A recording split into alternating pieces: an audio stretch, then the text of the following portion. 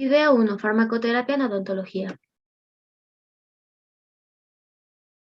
Bueno, vamos a empezar hablando sobre la historia de la farmacología, pero antes de esto, tenemos que tener en claro qué es la farmacología.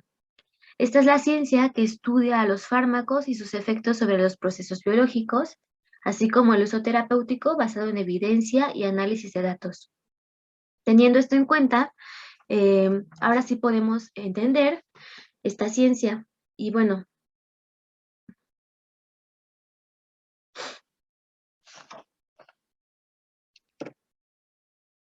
video 1. Farmacoterapia en odontología. Vamos a empezar hablando sobre la historia de la farmacología, pero antes de esto tenemos que tener en claro qué es la farmacología.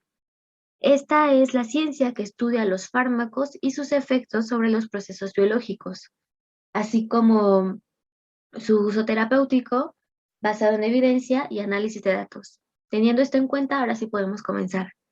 Para entender mejor esta ciencia se debe de entender cómo es que las sociedades trataban la enfermedad. Y bueno, a continuación voy a hablar de las más relevantes.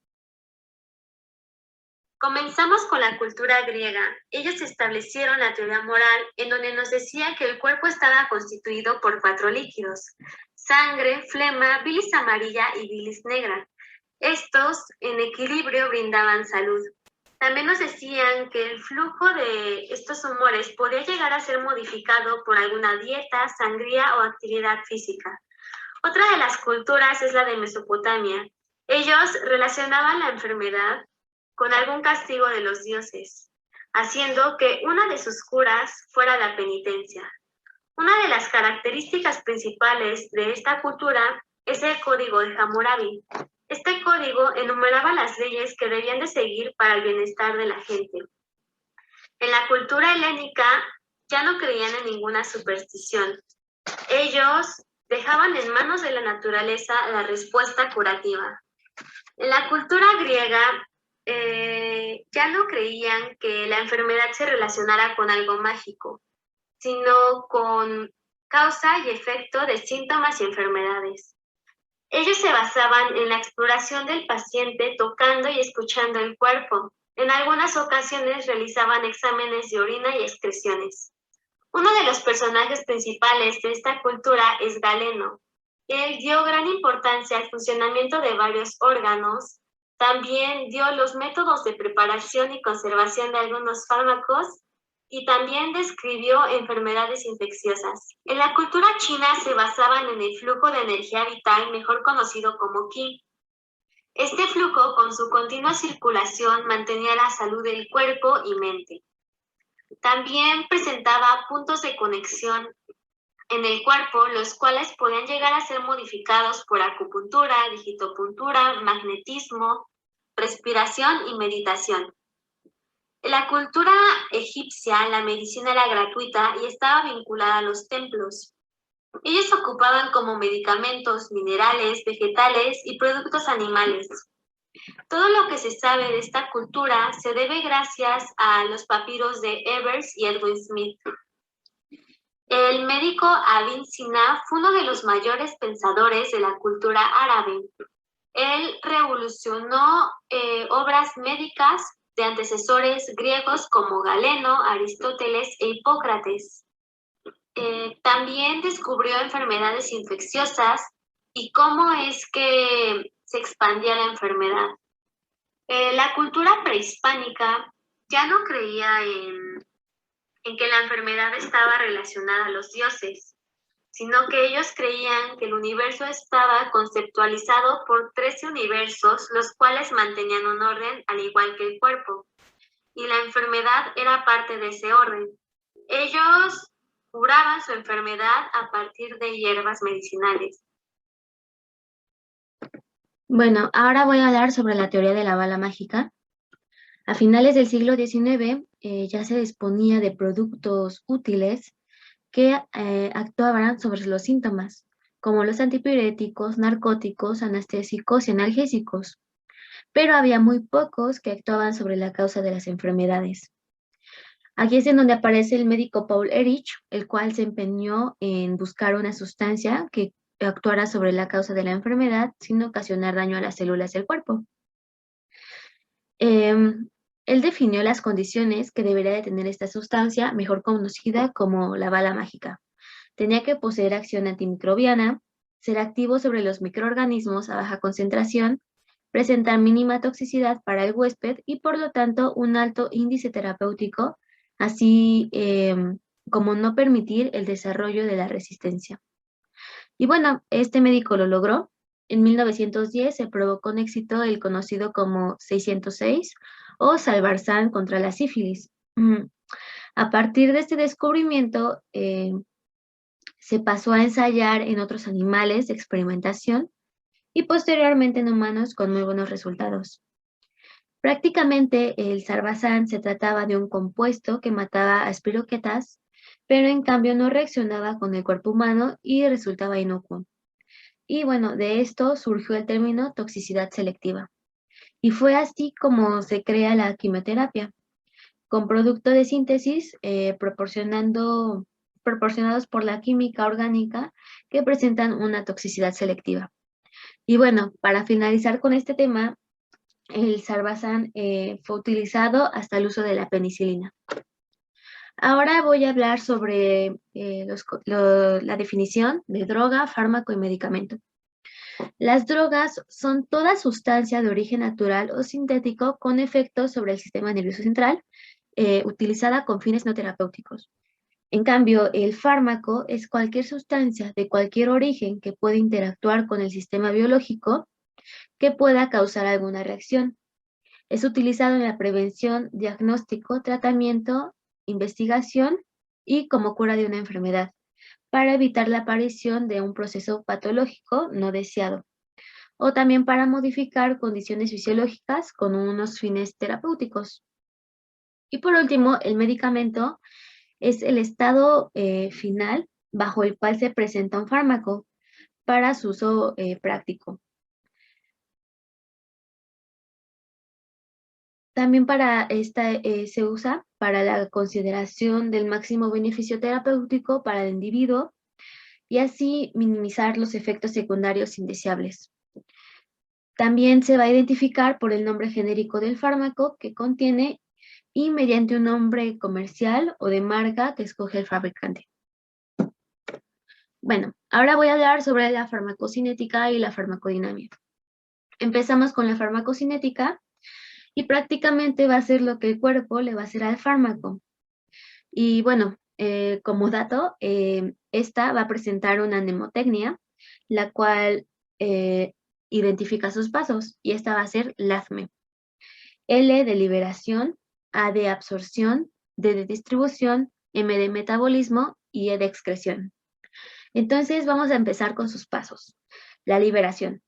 Este es el proceso de ingreso del fármaco que llega a un sitio donde el fármaco llega y se libera generalmente. Y prácticamente y generalmente este se realiza en el duodeno o en el intestino. Ahora sí, comenzamos ya bien con la farmacocinética. Empezamos con la absorción. Este es el proceso por el cual el fármaco pasa hacia la circulación sanguínea. Por ejemplo, en el caso de la vía intramuscular, la absorción va a ser muy poca y en la vía intravenosa no va a pasar por ese proceso, se lo salta. Ok, aquí en la absorción vamos a tener diferentes factores que lo modifican. El primero es la solubilidad. Básicamente estamos hablando de qué tan soluble es el fármaco y qué tan fácil va a lograr pasar la membrana. Y aquí vamos a tener dos tipos de fármacos, los fármacos liposolubles y los hidrosolubles. Los liposolubles van a ser bastante solubles en lípidos y como la membrana tiene bastantes lípidos, estos fármacos van a pasar con mayor facilidad. En cambio, en los hidrosolubles les va a costar un poquito más de trabajo pasar porque tienen afinidad con el agua. Otro factor va a ser que también depende del tamaño de la partícula. Si el tamaño de la partícula aumenta, la absorción va a ser mucho más lenta. Otro de los factores es en que entre mayor sea la circulación, mayor va a ser la absorción. Y bueno, por último vamos a tener otro factor que es la concentración farmacológica. Aquí hablamos de los diferentes fármacos que pueden ser, ya sean ácidos y bases débiles o ácidos y bases fuertes. En los ácidos y bases débiles se disocian en una solución acuosa parcialmente y en los ácidos y bases fuertes se van a disociar en su totalidad en una solución acuosa. Entonces, los ácidos y bases fuertes van a ser los que se absorben con mucho más rapidez. Pasamos con el otro punto, que es la distribución. Este es el proceso por el cual el fármaco pasa de los vasos sanguíneos hasta las células de los tejidos corporales para ejercer su acción. Bueno, para entenderlo mejor hay que imaginar al fármaco viajando sobre el torrente sanguíneo. Posteriormente vamos a tener proteínas plasmáticas a las cuales se van a unir. Y bueno, ¿cuáles son estas proteínas? Principalmente vamos a tener a la albúmina, a la alfa-1 glicoproteína ácida, a la lipoproteína y a la globulina de unión a esteroides. ¿Qué pasa aquí? Es que como el fármaco se va a unir a estas proteínas, vamos a tener esas proteínas y las cuales se van a unir a un tipo de fármaco afín. Por ejemplo, con la albúmina, en esta proteína tenemos mucho más cantidad y aquí los fármacos que más se van a unir a ella son los fármacos ácidos. En la alfa-1 glicoproteína ácida vamos a tener a los fármacos ácidos, a la lipoproteína, a los fármacos básicos y a la globulina de unión a esteroides vamos a tener al cortisol y a los esteroides. Bueno, cuando los fármacos se unen a una proteína, va a ser un fármaco inactivo. Aquí lo que pasa con este fármaco es que no va a cumplir con ninguna función terapéutica. En cambio, cuando hay un fármaco libre, este va a ser completamente activo y va a cumplir con su función. Por ejemplo, tenemos a la penicilina. Este tiene un 60% de unión a proteínas y solo el 40% va a llegar a cumplir su función. Otro ejemplo es el ibuprofeno. Este tiene un 90% de unión a proteínas y solo el 10% va a llegar a cumplir su función. Lo que va a pasar con el fármaco libre es que va a traspasar la pared de los capilares y se va a dirigir hacia los diferentes órganos. Y lo que pasa con los fármacos unidos a las proteínas es que van a permanecer de hasta 8 horas, que pueden llegar a permanecer de hasta 8 horas hasta un año, unido a proteínas, actuando como reservorios o depósitos, o también se pueden ir liberando poco a poco. Y el siguiente punto es el metabolismo. Este es el conjunto de procesos enzimáticos por los cuales un fármaco va a sufrir diferentes biotransformaciones que originan la formación de metabolitos, activos o inactivos de mayor solubilidad para favorecer su eliminación del organismo. Este proceso va a ocurrir generalmente a nivel hepático. Y por último, vamos a tener la eliminación o excreción. Este es el proceso por el cual se eliminan los medicamentos y sus metabolitos del organismo. Este se va a lograr a partir de diferentes órganos y el principal es el riñón. Y en este caso se va a lograr por 3 pasos. Vamos a tener a la filtración glomerular, a la resorción tubular y a la secreción tubular. En la filtración glomerular lo que ocurre va a ser a nivel del glomérulo y aquí van a pasar todos los fármacos y también van a pasar todos los fármacos que no están unidos a proteínas. Esto hay que recordarlo muy bien. Después vamos a tener a la resorción tubular, el cual ocurre a nivel del túbulo proximal.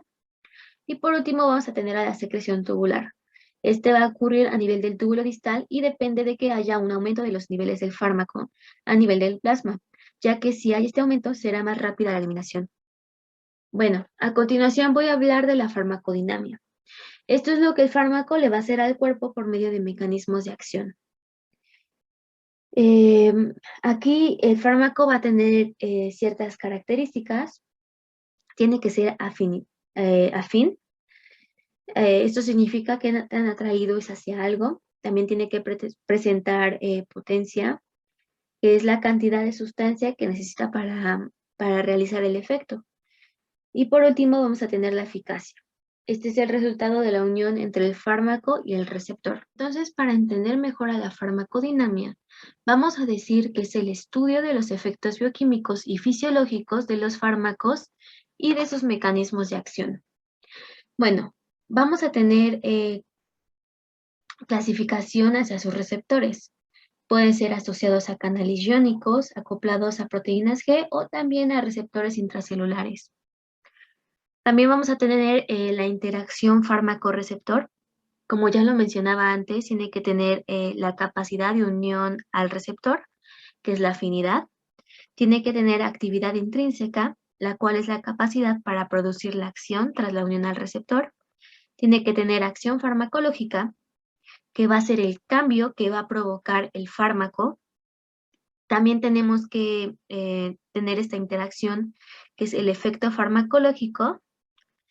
Tenemos que tener la potencia, que es la cantidad de fármaco requerida para su efecto, y también tolerancia, la cual es la pérdida del efecto tras la administración de dosis repetidas. Vamos a tener diferentes tipos de fármacos con relación al receptor. Puede ser agonista, antagonista o agonista parcial. El agonista va a tener afinidad y actividad intrínseca. El antagonista tiene afinidad, pero no va a tener actividad intrínseca. Y el agonista parcial va a tener la afinidad y cierta actividad intrínseca. Bueno, ¿cuáles van a ser los parámetros farmacodinámicos? Tenemos que tener la concentración mínima efectiva, la cual es la concentración mínima del fármaco capaz de alcanzar su efecto terapéutico. También vamos a tener la concentración mínima tóxica, la cual es la concentración mínima del fármaco capaz de alcanzar su efecto tóxico. Vamos a tener el periodo de latencia, el cual es el tiempo transcurrido desde el momento en que se ingiere el fármaco hasta el momento en que se comienza a ejercer este efecto terapéutico. También vamos a tener la duración del efecto, la cual es el periodo de tiempo que debe de transcurrir desde el momento en el que el fármaco comienza a hacer su efecto hasta el momento que ya deja de hacerlo. Y por último vamos a tener el margen terapéutico. Este va a ser la diferencia entre la concentración mínima eficaz y la concentración mínima tóxica. Bueno, ahora voy a hablar sobre algunas definiciones vistas en clase. Voy a empezar con la toxicología. Aquí van a ser los efectos nocivos del fármaco que se basan en los mecanismos y circunstancias que favorecen su aparición. La tolerancia va a ser la disminución lenta del efecto de un fármaco. El uso óptimo va a ser el que tiene mayor eficacia con la menor toxicidad y al menor costo. Vamos a tener a la taquifilaxia, que es la disminución rápida del efecto de un fármaco. La afinidad va a ser un grado de unión de un fármaco a su receptor, como ya lo vimos en las diapositivas anteriores. Bueno, este se puede dar por uniones iónicas de Van der Waals, puentes de hidrógeno o interacciones hidrofóbicas o también en enlaces covalentes. Vamos a tener a la anafilaxia, la cual es una reacción alérgica muy grave, la cual puede poner en riesgo la vida de la persona. Este puede ocurrir en cuestión de segundos o minutos. La anafilaxia va a hacer que el sistema inmunitario libere sustancias químicas que puedan causar que la persona entre en algún choque. Su presión arterial va a bajar repentinamente y las vías respiratorias se van a estrechar. También va a haber pulso débil y acelerado. Puede haber náuseas, vómitos o diarrea y también mareos o desmayos. La anafilaxia requiere una inyección de epinefrina y una visita de seguimiento a una sala de urgencias. Si no se tiene epinefrina, se debe dirigir con urgencia a la sala médica de inmediato. Ok, vamos a tener a la potencia, la cual es la capacidad de un fármaco de hacer un efecto. Esta se va a relacionar con la magnitud de la dosis y la respuesta del fármaco. La eficacia va a ser la capacidad de un fármaco para obtener su efecto en condiciones controladas. La efectividad es la capacidad de un fármaco para obtener un efecto en condiciones habituales. La eficiencia es la efectividad conseguida al menor costo. El beneficio es el efecto benéfico, tanto objetivo y subjetivo. La toxicidad va a ser un efecto indeseable por el uso de dosis altas o acumulativas. Aquí es cuando, por ejemplo, el paciente se automedica. El paciente no va a saber cuáles son las dosis adecuadas para controlar su malestar. Entonces, por ejemplo, si un fármaco se debe de tomar cada 24 horas, el paciente por no sentir esa mejoría durante la toma del primer fármaco, se va a tomar una cada 2 horas o tal vez una cada 6 horas. Entonces, el fármaco se va a ir acumulando y esto va a producir la toxicidad. Bueno, vamos a tener la reacción adversa. Este es cualquier efecto perjudicial o no deseado con dosis normales. Aquí se presenta tras la administración de un fármaco o dosis habitualmente usadas para prevenir, diagnosticar o tratar una enfermedad, pero esto va a provocar una reacción nociva o no deseada. Algunos ejemplos son malestar estomacal, diarrea, boca seca, somnolencia, cambio de estado de ánimo, sudoración, salpullido, entre otros. Muchas veces se llega a confundir con el evento adverso. Este es cuando hay problemas en la práctica clínica. Entonces, no tiene mucho que ver, pero muchos los llegan a confundir.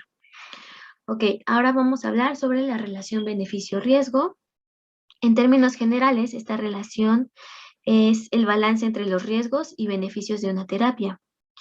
El riesgo va a ser la probabilidad de que ocurra un efecto nocivo en un fármaco y en que el daño es manifestación de dicho riesgo. Asimismo, el beneficio se plasma operativamente en la efectividad.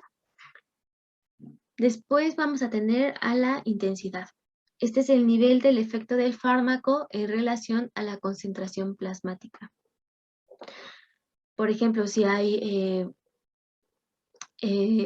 bastante fármaco dentro de la concentración plasmática, el efecto va a ser mejor o mayor. Vamos a tener a la biodisponibilidad. Este va a ser la velocidad y cantidad del fármaco que llega a la circulación sistémica y se va a dar en relación a la absorción, eliminación y a la unión de proteínas. Un poco de lo que hablábamos en la farmacocinética. Después vamos a tener la concentración mínima eficaz. Esta va a ser la concentración del fármaco por el cual va a haber un efecto terapéutico. En la concentración mínima tóxica es es cuando se ocupa por arriba de la dosis y va a haber efectos tóxicos. El índice terapéutico va a ser la relación entre la concentración mínima eficaz y la concentración mínima tóxica. El efecto o reacción paradójica es la reacción contradictoria a la acción del fármaco. Por ejemplo, los fármacos AINES van a provocar dolor de cabeza. Ok, el periodo de latencia va a ser el tiempo que transcurre después de la administración de un fármaco hasta que hay concentración mínima eficaz y normalmente se va a medir en semividas. Después vamos a tener a la vida media. Este va a ser el tiempo necesario para eliminar el 50% del fármaco del organismo. Entonces, esta vida media va a ser útil para calcular cuánto tiempo tarda un medicamento en ser eliminado del organismo, cuánto tiempo tarda en alcanzar el equilibrio estacionario, cuál es su frecuencia de administración y si se debe de doblar la dosis.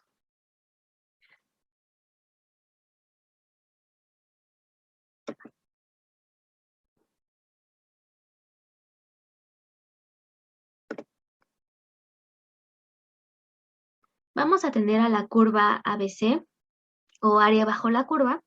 Esta es medida de la cantidad de un medicamento que llega a circulación sanguínea de una persona en un periodo determinado, después de administrar una dosis. Esta información es útil para determinar la dosificación e identificar las posibles interacciones medicamentosas. Vamos a tener la concentración máxima, que es la concentración más alta del medicamento en la sangre, las EMI-vida, o vida media, lo que hablábamos un poco atrás, va a ser el momento en el que el medicamento ha perdido la mitad de su concentración máxima, y la concentración mínima, que va a ser la concentración más baja del medicamento en sangre. Hablar de las diferencias de los medicamentos de patente, genérico y similar. El patente son productos de largas y costosas investigaciones que ganan la exclusividad para vender la sustancia hasta por 20 años para así recuperar su inversión. Los genéricos, al vencer la patente, otros laboratorios pueden vender la sustancia, pero van a ser más económicos porque no invirtieron en la investigación y van a estar sujetos a pruebas para corroborar que la calidad es lo más parecido al patente. Y por último, los similares son productos que copian otros laboratorios las sustancias originales, pero estos no pasan por pruebas que verifiquen su calidad y eficacia. Por eso es que son muy económicos. Ok, ahora vamos a hablar de otras definiciones. Empezamos con el efecto gradual. Aquí es que cuando al ocuparse progresivamente la cantidad de receptores, se va a producir una respuesta gradual. En el efecto todo o nada, es cuando se necesita cierta cantidad de receptores para dar una respuesta biológica. Bueno, antes de hablar de los antagonistas y agonistas, hay que saber qué son. Los agonistas son toda sustancia que tenga la capacidad de unirse a un receptor celular y producir una respuesta. Los agonistas puros van a provocar el efecto máximo sin necesidad de ocupar todos los receptores, y este va a tener una alta eficacia. Los agonistas parciales van a requerir ocupar alta proporción de receptores para provocar efectos. Y bueno, a comparación de los agonistas puros, estos van a tener una baja eficacia. Los antagonistas. Los antagonistas se van a unir al receptor y lo mantienen en su conformación inactivo. Cuando están unidos a este receptor, impiden la unión de los agonistas, por lo que va a disminuir o bloquear el efecto de los mismos. Los antagonistas negativos van a provocar un efecto opuesto al generado por los agonistas puros. Aquí va a disminuir la actividad. Y en los antagonistas irreversibles, la unión va a ser muy fuerte y va a ser dependiente del tiempo. Estos van a inactivar permanentemente al receptor. Señales es el proceso por el que una célula convierte una determinada señal o estímulo exterior en otra señal o respuesta específica. Se puede presentar por señal endocrina, la cual va a presentar una respuesta lenta y de larga duración. Esta va a circular por el torrente sanguíneo y se va a presentar a distancia. En las señales paracrinas, es una forma de señalización celular en la que la célula produce una señal que induce cambios en las células cercanas y va a alterar el comportamiento de estas células. En las señales autocrinas, una célula se manda señales a sí misma al liberar un ligando que se une a un receptor en su propia superficie. Ahora voy a hablar sobre los segundos mensajeros. Principalmente vamos a tener al calcio, al AMP cíclico y al óxido nítrico. El calcio va a estar relacionado con la contracción muscular, con la liberación de los neurotransmisores, con la visión, con la proliferación celular y va a presentar carga positiva. El óxido nítrico se va a formar a partir de la arginina y el oxígeno por la enzima nítrico sintetasa y va a producir la regulación de los vasos. El AMP cíclico va a ser una pequeña molécula derivada del ATP. En respuesta a las señales, una enzima llamada adelinato ciclasa va a convertir el ATP en AMP cíclico, al quitarle 2 fosfatos y unir el fosfato restante al azúcar para formar un anillo. Lo que va a hacer es que puede activar una enzima llamada proteína quinasa, a lo que permite fosforilar a sus objetivos y transmitir la señal. Bueno, ahora voy a hablar sobre los mensajeros o también conocidos ligandos. Bueno, antes de empezar vamos a tener que los receptores pueden dividirse en 2 grandes grupos según su localización en la superficie de la membrana y también dentro de la célula. Ok, vamos a tener a los hidrofílicos. Estos van a ser polares y van a ser de gran tamaño. Van a ser incapaces de atravesar la membrana celular, por lo tanto deben de unirse a un receptor para la transducción. Lo que sucede con los lipofílicos es que son apolares y de menor tamaño, y estos sí van a ser capaces de atravesar la membrana celular y unirse a sus receptores en el citoplasma o en el núcleo celular. Cada uno de estos grupos puede subclasificarse en diferentes familias de acuerdo al mecanismo de transducción utilizado. Vamos a tener a los receptores de membrana, que se pueden subclasificar en canales iónicos por ligando externo, receptores asociados a enzimas y receptores asociados a proteína G. Lo que sucede con los receptores intracelulares es que vamos a tener la clase 1 y la clase 2. La clase 1 o libres son aquellos que se presentan con proteínas inhibidoras cuando están en reposo que impiden la unión del receptor al ADN. Y lo que sucede con la clase 2 es que esta va a estar unida al ADN, pero asociados a proteínas correceptoras, lo que va a mantener silenciado a un gen específico en ausencia de ligando. Ok, ahora voy a hablar sobre un tema muy amplio y van a ser los receptores acoplados a proteína G. Lo que sucede con estos receptores es que van a presentar una de sus mayores características y es que van a presentar 7 hélices alfa transmembrana. ¿Esto qué quiere decir? Quiere decir que van a atravesar la membrana 7 veces. Como podemos ver en el esquema, está 7. Entonces van a atravesar a la membrana 7 veces. Vamos a tener que los receptores acoplados a proteína G, o también conocidos como GPCR, van a interactuar con la proteína G. Pero tenemos que tener en claro qué es esta proteína G. La proteína G van a ser proteínas generalizadas que tienen la capacidad de unirse al GTP o GDP. Todas estas proteínas G que se asocian con el GPCR van a presentar 3 subunidades. La primera va a ser la alfa, la segunda la beta y la tercera la gamma. Y proteína G. Sabiendo esto, hay que recordar que el objetivo de la proteína G va a ser unirse a un GTP o también al GDP. En este momento la proteína va a estar inactiva. ¿Y esto qué quiere decir? Que se va a unir al GDP, como lo podemos ver en la imagen.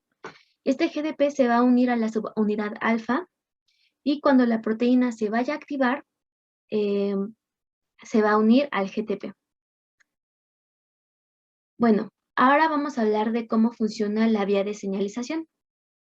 El primer paso va a ser que el ligando, va a ser el ligando. La molécula de señalización tiene que unirse al GPCR. Una vez que se une a este GPCR, va a sufrir un cambio de conformación. Debido a este cambio, la subunidad alfa va a cambiar al GDP por el GTP. Esta unión va a provocar que la subunidad alfa se disocie y se aleje de las subunidades beta y gamma. Posteriormente, la subunidad alfa va a regular la proteína objetivo. Una vez que la activa, esta puede transmitir una señal mediante proteínas. Y bueno, esta señal va a ser el segundo mensajero. Para que esto se vuelva, para que todo esto vuelva a la normalidad, el GTP se va a hidrolizar a GDP. El GTP pierde un fosfato en la hidrólisis y se convierte en GDP. Una vez que esto sucede, el ligando se va a ir y todo va a volver a ser como estaba y va a quedar listo para convertirse con otro ligando en el futuro. Vamos a poner un ejemplo. Vamos a utilizar como ejemplo la epinefrina. La epinefrina lo que va a hacer es que se va a unir al GPCR. Este va a sufrir un cambio de conformación. Va a cambiar el GDP a GTP en la subunidad alfa, lo que hace que esta subunidad busque regular una proteína. Esta proteína va a ser la adelinatociclasa. Entonces vamos a tener a la adelinatociclasa, la cual va a convertir el ATP en AMP cíclico, que es nuestro segundo mensajero, y este le va a decir al cuerpo que haga otras cosas, por ejemplo, como aumentar la frecuencia cardíaca, dilatar los vasos sanguíneos o descomponer el glucógeno en glucosa. Y bueno, prácticamente esto sería todo el proceso que realizan los receptores acoplados a proteína G. Ok, ahora vamos a hablar sobre los receptores tirosinquinasa. Estos van a ser una familia de proteínas de tipo receptores de membrana con actividad enzimática en la cual se reconoce la presencia de 3 dominios. Como lo podemos ver en la imagen, un dominio va a ser el extracelular. Este es el sitio en donde se va a llevar a cabo la unión al ligando. El segundo va a ser el transmembranal. Este permite que esté anclado a la membrana plasmática. Y en el interior vamos a tener el dominio con actividad tirosina-sinasa. Esta va a catalizar la transferencia de grupos fosfatos, especialmente en el residuo de tirosina. Estos receptores se encuentran inicialmente en forma inactiva, pero cuando se lleva a cabo la unión de ligando o de señal, van a cambiar este estado activo. Ok, estas señales pueden ser diferentes moléculas generalmente conocidas como factores de crecimiento. Cuando se lleva a cabo la activación, lo que sucede es que se van a fosforilar residuos de tirosina que se encuentran en la región citoplasmática. Esto permite una respuesta celular. Un dato de estos receptores es que pueden activar entre 1 a 10 funciones celulares distintas, como por ejemplo sería regular el crecimiento celular o el metabolismo.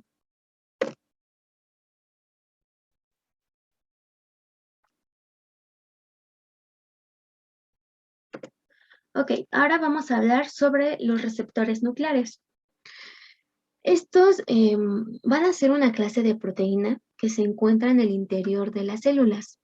Estos receptores trabajan en concreto con otras proteínas que regulan la expresión de genes específicos y de ese modo van a controlar en el organismo el proceso de desarrollo, de homeostasis y del metabolismo. Estos receptores tienen la capacidad de unirse directamente al ADN y regular así la expresión de los genes adyacentes. ¿Cuál va a ser su mecanismo de acción? Este va a ser que las sustancias pequeñas lipofílicas se difunden a través de la membrana celular y se unen a los receptores nucleares localizados en el citoplasma o en el núcleo de la célula. Esto produce un cambio en la conformación del receptor que pone en funcionamiento un cierto número de eventos que finalmente va a dar lugar a la activación o la represión de la expresión genética. Esta acción va a tardar más tiempo y va a ser mucho más permanente. Ok, ahora vamos a hablar sobre los canales iónicos. Los canales iónicos son proteínas integrales de membrana que forman poros selectivos, los cuales van a poner en contacto al interior con el exterior de la célula. Su función principal va a ser el transporte de iones. Solo van a permitir el paso de ciertos iones como el potasio, el cloro y el calcio. Entonces, vamos a tener que estos van a ser selectivos y va a haber diferentes canales para cada uno de estos. Los canales iónicos son muy importantes para las funciones de toda la célula, tales como el potencial de membrana en reposo y el potencial de acción. Cuando un canal se abre, va a permitir que los iones puedan pasar de un comportamiento a otro de la célula, siguiendo su gradiente de concentración. Esto va a generar, por lo tanto, un gran flujo de carga eléctrica de gran importancia para las señales rápidas y las señales eléctricas del cuerpo. De esta forma, si existiera un mal funcionamiento, podría llevar a disociarse alteraciones en el organismo. Y bueno, van a presentar 3 estadios. El primero va a ser un estadio conductor.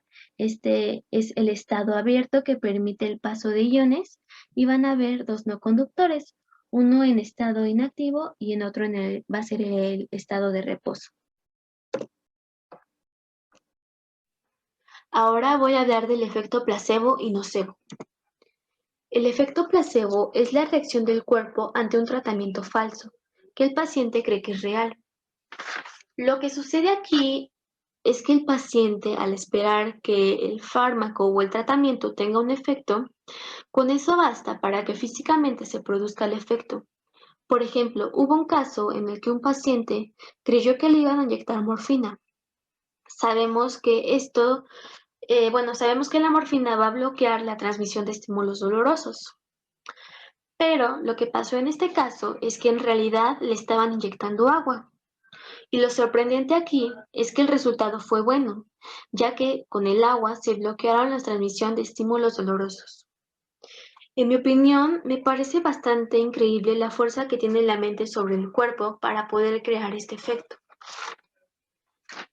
El efecto nocebo es cuando las personas no creen que el efecto de cierto tratamiento es verdadero.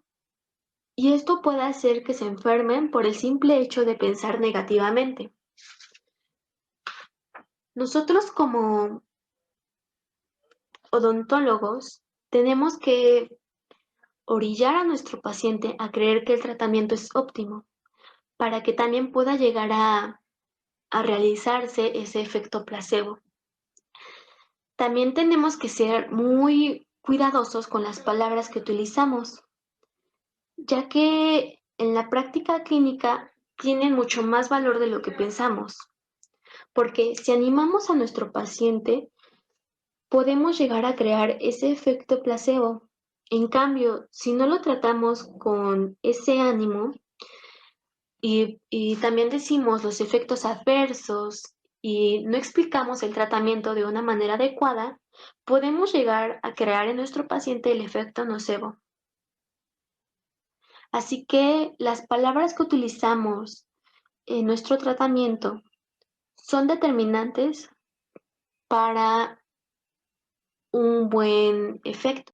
Bueno, ahorita vamos a hablar de la receta, que pues sí es un tema algo extenso.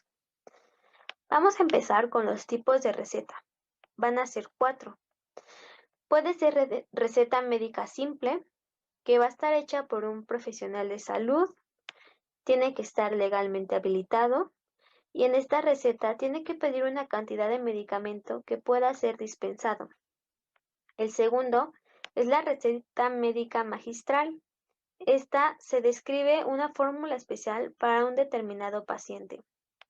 La tercera es la receta médica retenida. En esta se prescriben productos sujetos a control de venta y se va a archivar en el restablecimiento. Y por último está la receta cheque.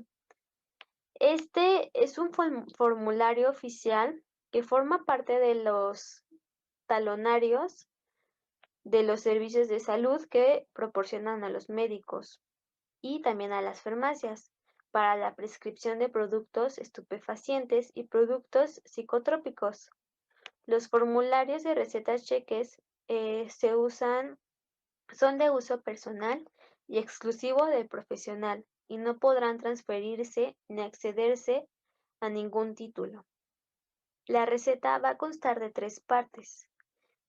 La primera es de la inscripción, que va a presentar los nombres de sustancias de medicamentos. La segunda, la suscripción, que es el modo de preparación de dichas sustancias. Y la tercera es la instrucción, que es la forma de administración, como se puede ver en esta imagen. Ok, los datos de las recetas va a ser identificación correcta y completa de paciente y tratante.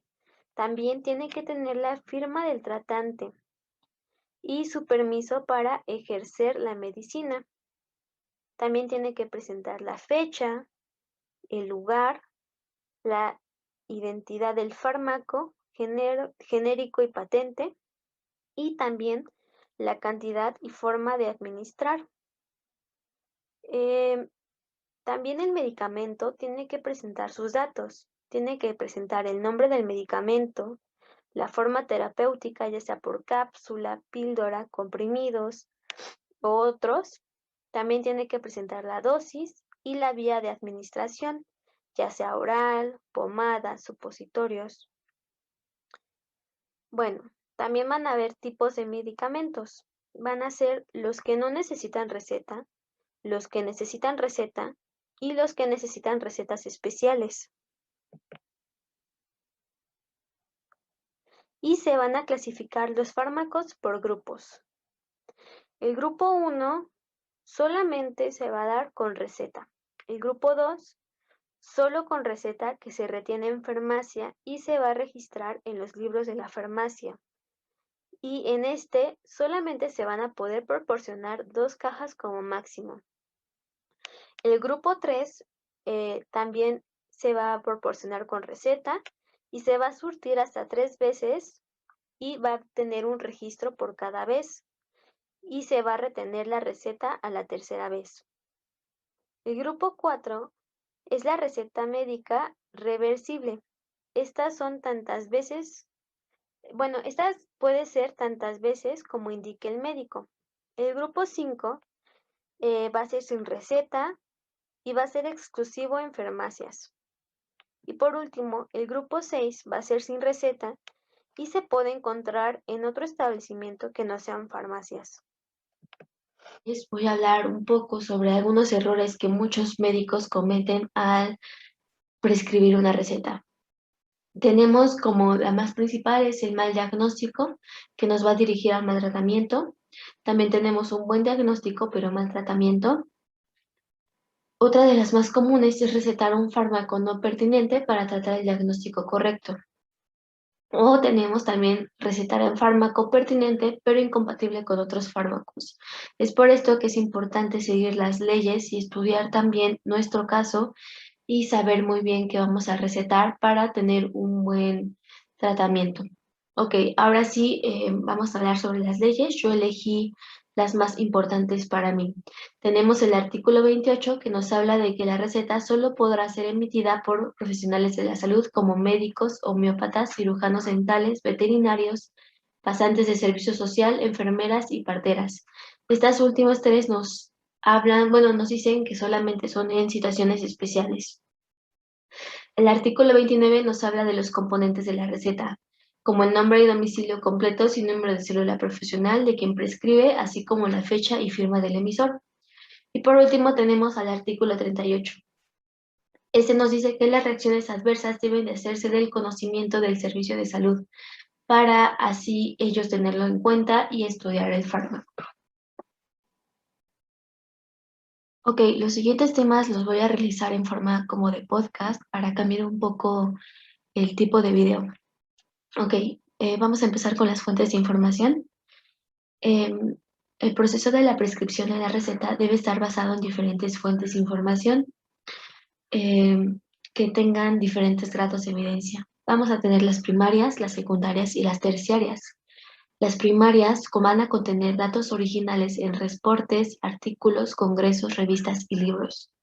Las secundarias son fuentes que organizan e interpretan las fuentes primarias como índices, catálogos, bases de datos, por ejemplo, como las de Medline. Y por último vamos a tener a las terciarias. Estas van a contener información sobre las secundarias, como por ejemplo la página de PubMed.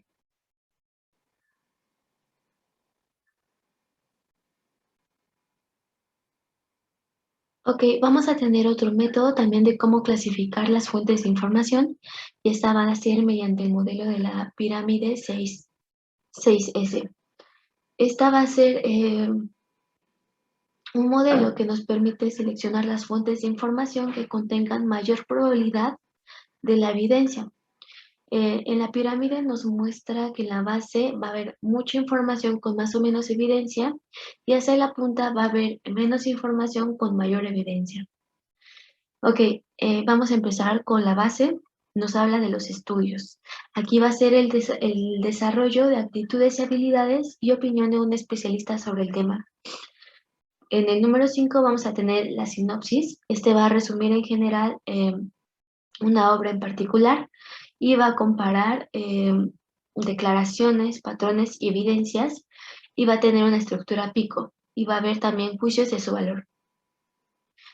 En el número 4 vamos a tener la síntesis. Aquí se anotan las ideas principales de un texto y unas ideas dispersas. Va a ser la composición de algo a partir de un análisis de todos los elementos. Hay que tener en claro que no va a ser un resumen, va a llegar a una conclusión y vamos a tener elementos de opinión. En el número 2 en el número 3, perdón, vamos a tener la sinopsis de síntesis. Este va a ser, por ejemplo, la aplicación de databases of abstracts, que son sobre los abstractos de un artículo o algún medio como esos. En el número 2 vamos a tener el sumario. Esta es información resumida clasificada por condiciones clínicas como evidencias prevaloradas. Y por último, en la punta, el número 1, vamos a tener el sistema. Este es un objetivo complejo cuyas partes se relacionan con otros componentes y nos va a intentar explicar el presente. Entonces, en el número 1 vamos a tener menos información, pero con mayor evidencia. También vamos a tener la escala de la categoría de la evidencia de la información. Este se va a basar en A, B y C. El A nos habla de que la evidencia se basa en datos derivados de metaanálisis de ensayos controlados con gran número de pacientes. En el B, la evidencia se va a basar en datos derivados de la metaanálisis con conclusiones contradictorias y con un número pequeño de pacientes. Y en el C vamos a tener que la evidencia se basa en datos derivados de la opinión de expertos o del consenso, y este va a ser sin evidencia. También vamos a tener las clases de recomendación de la información. Como número 1 vamos a tener el recomendado. Este se ha demostrado que la prueba o el tratamiento dado es útil y se debe realizar o administrarse. En el 2A tenemos la recomendado en la mayoría de los casos. Es la prueba o tratamiento dado generalmente y se considera útil y está indicado en la mayoría de los casos. En el 2B vamos a tener recomendado en algunos casos. Aquí es que la prueba o tratamiento puede ser útil y está indicado en algunos casos, pero no en la mayoría. Y por último vamos a tener en el 3, que es el no recomendado, y la prueba o tratamiento no es útil y debe de evitarse. Y bueno, también vamos a tener uno que se llama indeterminado, y aquí, como su nombre lo dice, es evidencia indeterminada.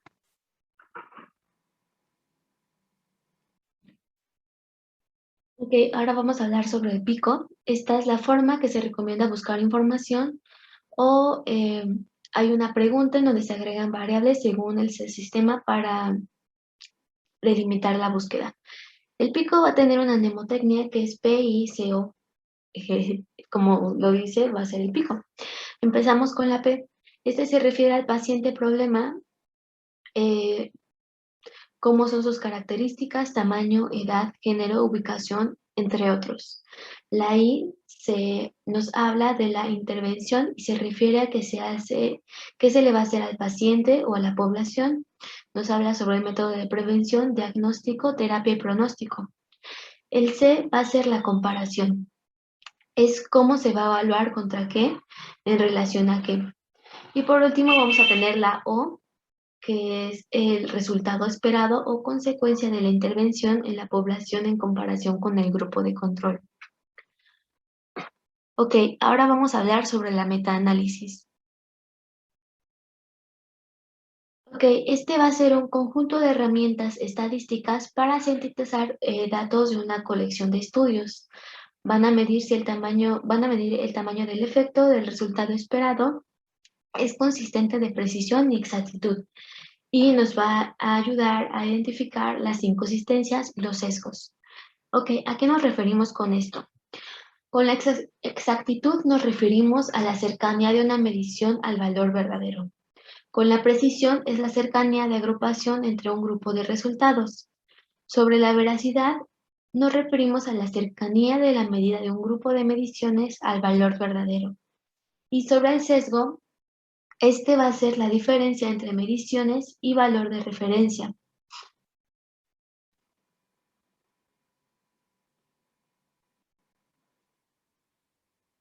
Bueno, vamos a hablar ahora sobre el código ATC. Este es un sistema de clasificación anatómica, terapéutica y química.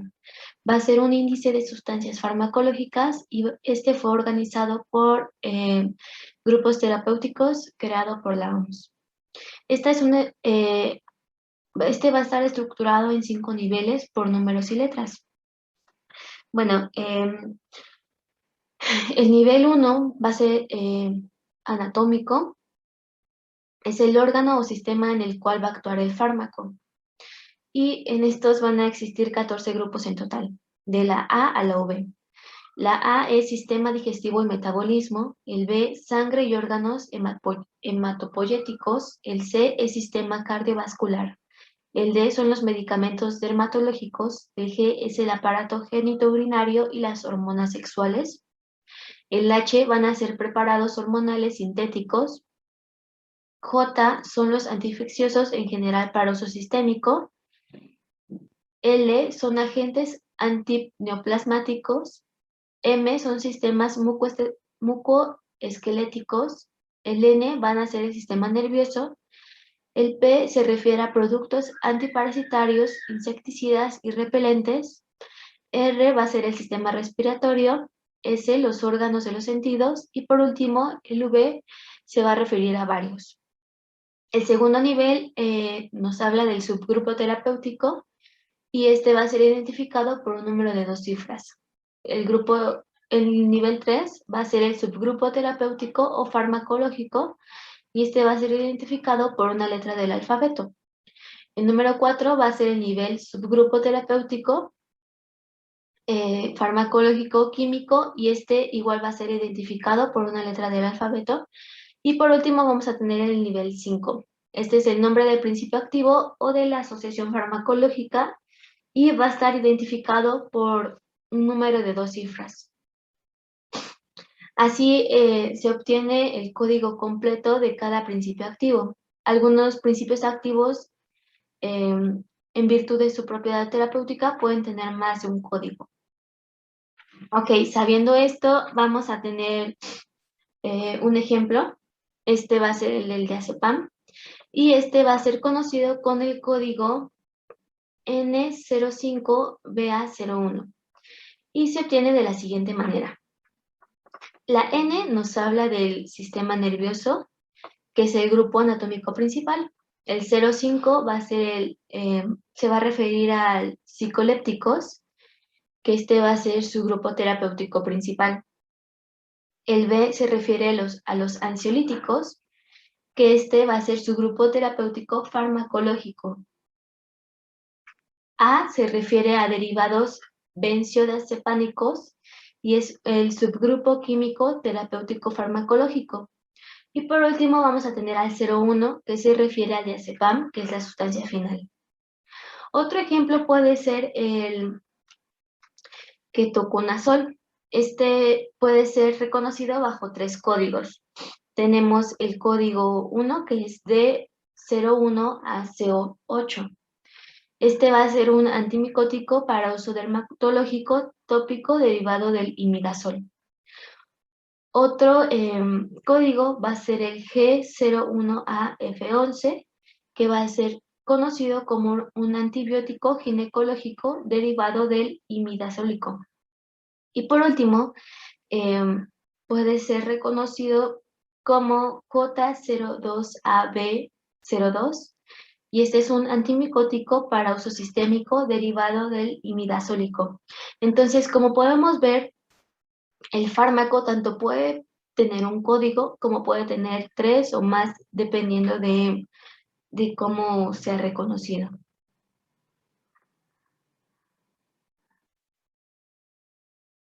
Ok, y por último vamos a hablar sobre los medicamentos LASA, que bueno, por su nombre son Look Alike, Sound Alike, y se dice LASA por sus siglas en inglés.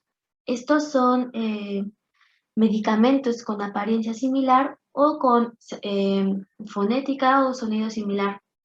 Estos son uno de los errores más usuales en el proceso de la medicación, que pone al paciente en riesgo, ya que este paciente no sabe y puede confundir los nombres de los medicamentos y comenzar un tratamiento incorrecto. Y también hace que se exponga al paciente ante los efectos adversos de un tratamiento mal hecho. También al mismo tiempo se priva de ingerir las sustancias y las dosis correctas. Ok, esto se atribuye al 10% de los errores y el 4% de muertes. Ok, aquí, bueno, vamos a tener similitudes involucradas. Estas pueden ser en el envasado, en el nombre de principio activo, en el nombre convencional o concentración diferente. Por ejemplo, tenemos el nombre comercial idéntico. Uno de los ejemplos es la bioxilina, que se refiere a la amoxicilina, o también tenemos a la bioxilina, que se refiere a la amoxicilina más ácido clavulánico. También podemos tener similitudes del nombre genérico, como por ejemplo el baciclovir, que se refiere a la prednisona, o al valganciclovir, que es la prednisolona también. Entonces, tenemos que estos son muy similares, pero van a ser muy diferentes.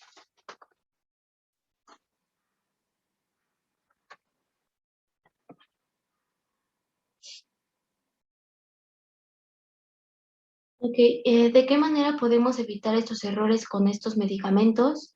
Tenemos que contar con el conocimiento actualizado de los nombres, presentación y concentraciones de los medicamentos. También tenemos que escribir la receta médica de forma legible y acompañarla con otras indicaciones claras.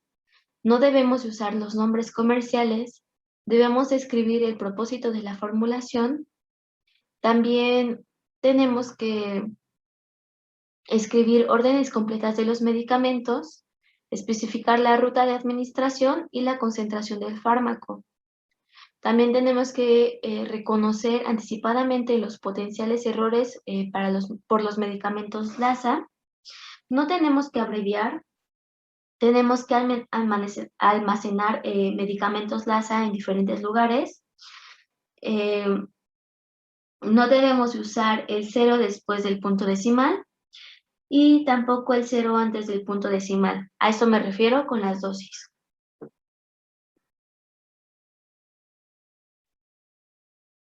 Y bueno, como dato, encontré que hay un software llamado Cirrus que va a reducir los errores con los medicamentos LASA. Aquí, para evitar la confusión y errores con este tipo de sustancias, este software lo incluyen muchos hospitales en un apartado de la pestaña de órdenes para identificar los medicamentos LASA. Aquí en este software, al buscar el nombre, se puede identificar un medicamento LASA por su color de fondo distinto. Esta misma función se puede ver en las indicaciones médicas, el tablero de enfermeras y tablero de farmacia. Entonces, aquí cuando se selecciona un medicamento, este software va a mostrar una advertencia señalando que se trata de un medicamento LASA. Y bueno, creo que es un medio bastante útil, ya que muchos no saben que existen estos medicamentos y así podemos evitar algún daño hacia el paciente y también evitar un tratamiento erróneo. Ok, por último voy a hablar sobre el artículo.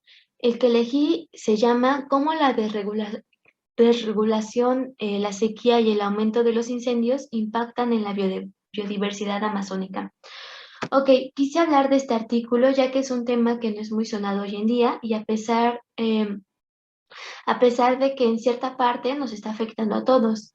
Bueno, ¿a qué me refiero con esto? Me refiero a que la salud del planeta entero depende del Amazonas, pues ya que en ella se generan más de 90 millones, de 90 millones a 140 millones de toneladas métricas de carbono, lo que nos ayuda a estabilizar el clima tanto local como global. Además, también su río va a bombear al año alrededor de 7 billones de toneladas de agua y sus bosques reciclan del 50 al 75% de lluvia anual en la región. Y también, además, es el hogar de una de cada 10 especies de la Tierra. Entonces, como lo mencioné, no solamente va a ayudar a una región, sino a todo el planeta. Ok, bueno, como menciona este artículo, lamentablemente esta región está cada vez más amenazada por la deforestación y los incendios. Este artículo nos muestra los impactos durante las últimas 2 décadas y nos habla de cómo la deforestación ha provocado una gran pérdida del hábitat y cómo los incendios agravan aún más este impacto, afectando aproximadamente 11.514 de especies de plantas y 3.079 especies de vertebrados. También nos habla de que este problema no es solo actual, sino desde el 2001. Desde este año, la selva amazónica se ha visto afectada por incendios, lo que afecta a los rangos del 77 al 85% de las especies de la región. Bueno, en mi opinión, se deberían de implementar nuevas herramientas que permitan fortalecer eficazmente la conservación de esta área, principalmente de su biodiversidad, ya que como lo mencioné, no solamente involucra una cierta región, sino que nos involucra a todos y prácticamente estamos hablando del futuro de la humanidad. Entonces creo que se deben de implementar nuevas herramientas y el gobierno tiene que estar más centrado en esto, ya que nos está afectando a todos en cierta parte.